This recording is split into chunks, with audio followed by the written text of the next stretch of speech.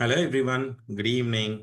I'm Mujib. I'm a proud pharmacist and I welcome everyone for a World Pharmacist Day celebrations with a webinar of pharmacist as digital therapeutic expert leading the healthcare digital transformation. I myself, CS Mujibuddin, I am the founder and CEO for Clinosol Research. And I'm very excited that we are going to celebrate today the World Pharmacist Day, which is 25th of September, transforming the patient's healthcare through the innovative digital solutions and clinical expertise is today's topic, which is digitalization, how digital has changed our pharmacy and role of pharmacists to be played as digital therapeutics. One of the most important topic, the evolving healthcare landscape. So the first one is the rising healthcare cost. It's always believed that the healthcare cost is rising day by day, year by year, and so that we have to plan in a certain way how best we can use a technological innovation, clinical expertise to give the best quality treatment with a lesser cost. The US healthcare spending nearly 4.3 dollars trillions in 2021, driving demand for cost-effective digital solutions. We need cost-effective digital solution which is being used for healthcare. That's a point number one. Point number two, the patient access challenge. So we speak bigger words in urban areas, but still rural places, they still have access challenges. The patient does not have right access to the drugs or medicines or a pharmacist or a doctor. Rural or undeserved communities face the limited challenges accessing specialties and also mental health services. It's a very biggest challenge which we are facing. That's why we are speaking the evolving healthcare landscape. The third one, technology integrations. We always thought that technology is not an integral part of healthcare system, but now with the evolving healthcare landscape, the technology has become an integral part of healthcare systems. The digital health market projected to reach to nearly $659 billion by 2025, revolutionizing the care delivery, the healthcare systems are going to be extended with the technology integration and advancement. The digital transformation is not an optional anymore. It's 100% compulsory that how we can make sure that sustainable, accessible healthcare delivery system in 21st century. The digital transformation is needed 100%. The digital transformation is not an optional. It is essential for sustainable, accessible healthcare delivery for 21st century. What exactly is digital therapeutics? We are speaking more about digital therapeutics, which is DTX now. It's not just a RX, it's a DTX. It's called as evidence-based software. There are softwares which have an evidence, proven evidence, and regulated by the regulatory authorities. Now, say for example, FDA has regulated digital interventions that can prevent, that can manage, that can treat the medical disorders through high quality software programs. There are software programs, there are digital therapeutic databases, tools, software programming algorithms, which can identify, detect, and prevent, and manage, and also treat, and also make sure the compliance of the medication has been taken. That's called as digital therapeutic. Patient will not be given just a medicine.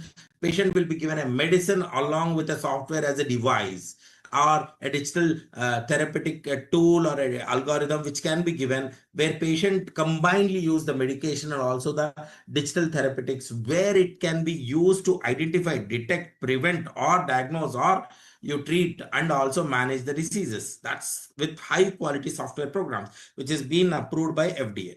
The key characteristics, the first one, it's a clinically validated outcomes. It's not just you put a finger and then you are getting a result in air and then we are saying that, yeah, this is the result. We have to have clinically validated outcome. That's a point number one. Point number two, the regulatory oversights, the regulatory bodies, including FDA, CDSCO, or TGA, or MHRA, or EMEA, or PMDA, or ANVISA, or Health Canada, any regulatory bodies or all regulatory bodies have to oversight it. The third one, most important, the real world evidence generation, the patient real time, how they are using the drugs and also the software as a device or medical devices, how they are using it. The real time or real world data generations or evidence generation is more important. That's the third point. Fourth point, integration of the most important healthcare workflows. the integration of healthcare workflows, how we can put it for the drugs along with digital medias or digital therapeutics is more important. That's called as the digital therapeutics. The most biggest thing, the challenging role, the comparison between the traditional and also digital pharmacist roles, the traditional pharmacist and digital pharmacist role. The traditional role was just a dispensing, drug interactions, patient counseling, and inventory management, that how many medications are being got and how many we have dispensed, how many we have used, and all those things called as traditional roles. The second one called as digital transformation, biggest one, digital transformation of the pharmacist role into social medias or digital platforms. The digital therapeutic prescribing, drug plus a software, remote patient monitoring, a patch or a ring or a watch with the sensors, wearables, remote monitoring of the medications or remote monitoring of the data in the patients. That's the second one. The third one, the data-driven care optimization. The data which has been produced by the patient, which can be optimized, is data-driven care optimization. That's the third point. The fourth point, technology-enabled interventions. Whatever diagnosis, whatever treatment, whatever complaints, whatever adverse event reporting, whatever is happening, we are using technology-enabled interventions. That's the fourth point, digital transformation. And the next point, emerging opportunities. The biggest word called as emerging opportunities, the futuristic opportunities, which is called as AI-powered clinical decisions, which is most important. AI-powered clinical decision supports and personalized digital interventions, the personalized software or algorithms which are being written for particular medications or for particular polypharmacy and combination of medications or combination of herbal medications with the allopathic medication along with the diet plans and exercise plans. And virtual care coordination, where we can use telehealth or we can use the telemedicine or we can use telepharmacy, where we can have virtual health assistant, virtual screening or virtual care coordination. And the fourth, the biggest one, is population health management. How we can manage the populations is most important aspect which we have to understand. The core competencies of pharmacist brings in. The first one is clinical expertise, which we are going into a deep and dive of a pharmacology or chemistry or analysis or physics or jurisprudence or your business management or whatever it is. The bigger clinical information we are going to get. Deep understanding of pharmacology, drug interactions, and therapeutic outcomes enables the effective digital intervention selections, the best software, the best algorithms to understand the pharmacology interactions and also the adverse events and outcome, enabling make sure that right algorithms or right digital intervention can be selected. That's a point number one. Point number two, patient relationship. The trusted healthcare professional provider is a pharmacist who establishes the patient rapport with the pharmacist and patient, ideal for introducing and supporting the digital therapeutics. Patient have a lot of trust on a pharmacist. That's why we can have a lot of things going forward with respect to a patients. That's point number two. The point number three is data interpretations, because huge amount of data is being pulling up, coming up with the real world and patient data and remote data, virtual data, telepharmacy, telemedicine data, huge amount of data. The pharmacist plays a major role in analyzing the clinical data, translating the complex data information in actionable patient care strategies, because he has a lot of information, a lot of data. So now he can make sure the actionable data, the actionable patient care strategies can be implemented by data interpretation.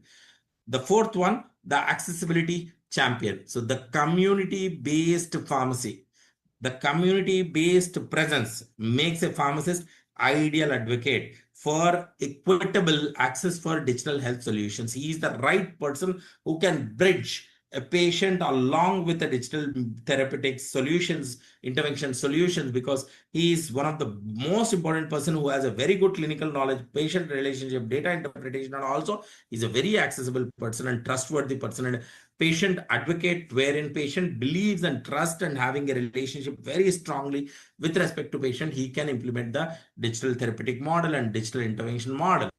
The real world applications, the first point, the diabetes care management. So there is a biggest word called as pharmacist integrates continuous glucose monitoring apps. They will have phone, and in phone they will have an app. which is a continuous glucose monitoring apps with medication therapies management. That how many medications have you taken, when you have taken, what is the diet you have taken, making sure that improving the HbA1c outcome by 1.2 on average. It can improve the HbA1c level in a nice way, which can control the diabetes. That's what you call it as the continuous glucose monitoring app, which can be installed in the phones. That's a point number one. Point number two, most biggest challenge, which is called as mental health support. Implementing evidence-based mental health apps. There are mental health apps which can be implemented on phones alongside traditional counseling, reducing the anxiety score by 40% in pilot programs. They have done a pilot program and 40% has been reduced. And that's called as mental health support programs. The third biggest one, medication adherence. The digital media or digital adherence platforms combined with kind of a pharmacist follow-up increases medication compliance rate with 50 to 85%. The rate of a pharmacist playing with real world application increases from 50 to 85%. It means that the patient compliance, missing the dose, missing the route of administration, missing the drug might reduce by nearly another 35%. So which means that we are not getting any antimicrobial resistance or any kind of misuse of dosage or missing of drug. The case study, the biggest one, the CVS Health Digital Therapeutic Initiative. So the CVS Health Digital Therapeutic Initiatives was being done. The program overview, the CVS Cardiovascular Health partnered with a leading digital therapeutic companies to integrate evidence-based apps. They have put evidence-based app on pharmacy workflows, serving over than 1 lakh patient nationwide. So they go, patient can directly put the app and they can put the data into the app. The implementation strategy, pharmacist training on digital therapeutic was being given. Integration with EHR records of the patient was being allowed. Patient onboarding with ongoing support was being given. Outcome was being measured and optimized. So it improved 78% of engagement, point number one. It has saved a $2.4 million of cost. 92% of pharmacists got satisfaction with the use of the Health Digital Therapeutic Initiative for Cardiovascular Systems, where directly the apps were being put, the evidence-based apps were being put installed in the pharmacy areas. The overcoming implementation barriers, because we always have a implementation barriers, the overcoming the implementation barrier. The first one, technology infrastructure, upgrade systems. You upgrade the system, seamless integration with the existing pharmacy management software with the EHR platforms. You have a EHR platforms and pharmacy platforms, you integrate both into one platforms. That's the first one. The second one, the workflow integration. Redesign patient consultation process. You redesign the patient consultation process to include, to always include the digital therapeutic assessments and onboarding without extending the visit time. So you try to convince the patient to use the digital therapeutics along with the drug, wherein patient has more happiness and satisfaction and engagement to continue the treatment. That's the second point. Third point, give the staff trainings. Implement the comprehensive training program covering digital health literacies and platform navigation and also patient education techniques. You give lot of trainings so that patient education techniques, navigations, and also the health literacies and also digital literacies go on.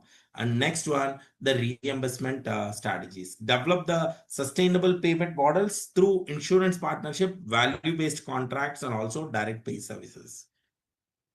The most important one, building digital expertise. How can you build the digital expertise? You make a certification pathways where digital health fundamental can be given, accredited programs covering digital therapeutic principles and also regulatory framework, including FDAs. You make sure the pharmacist has technology proficiencies, hands-on training with the leading platforms and also integration tools. Make sure the patient is engaged, advanced communication skills for digital health and also education support is being given. The future of pharmacy practice 2024 to 2025, widespread adoption of basic digital therapeutics in community pharmacies nationwide. AI-powered clinical decision support becomes standard practice for personalized interventions. And in 2028 to 30, we are looking at pharmacists lead integrated digital health ecosystem, coordinating the healthcare across multiple platforms. The pharmacist will evolve from medical dispenser to the digital health architects, or combining the clinical experience or expertise with cutting edge technologies to deliver the personalized outcome driven based patient care. So we would like to invite everyone for attending the masterclass on ICH E6R3, which is GCP, which is happening on 26th and 27th of September at 7 from 7 to 9 p.m. I'll be taking the session. The key topics will be covered: the changes from E6R2 to R3, the RBM, patient safety, data integrity, clinical trial compliance, which includes the assessment certificate of participation. Just for 249, please click on the below link to get registered, and please do attend the masterclass for ICH E6R3. So I'd like to make a closing statement that the future of pharmacist is about digital transformation and digital therapeutic. I am very excited that pharmacist role is being extended towards the digital transformation and digital therapeutics, where patient is engaged and happy with respect to available digital therapeutics. So I'm open for questions. If any questions are there, I'm happy to answer. Thank you.